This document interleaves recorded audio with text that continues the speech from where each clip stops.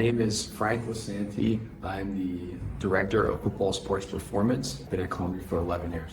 For tracking for our football players, we use Catapult for their GPS monitor. We use force plate called Force. We also use a velocity-based training program called Output Sports.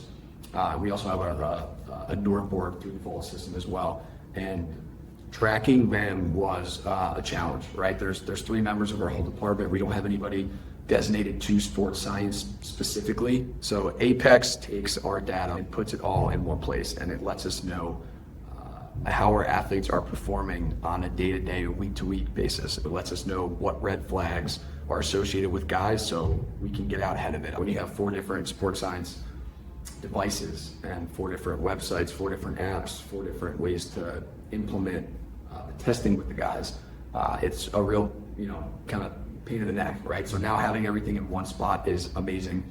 And also having the system point out red flags, not having to go find it, is massive. I can click on one athlete and have a whole picture of how he's doing and how he's performing. And so we had an issue come up recently where it just showed how valuable this data is. We had a player who he kind of tweaked his hamstring, decelerating it looked like. We didn't have Apex set up at the time, but when we had uploaded our most recent force place data onto Apex, it showed us that his eccentric rate of force development was actually down by 10% from his baseline average of tests. And that's something that, in monitoring 130 athletes and having our data in 4 places and looking at all these metrics, trying to monitor them at once, it's something that we missed in just the shuffle of it, right? But it's something with Apex that it makes it so digestible, and it puts it there in such a way where you're able to use it and able to read it and see it, right? In a way where we can hopefully prevent something like that from happening in the future.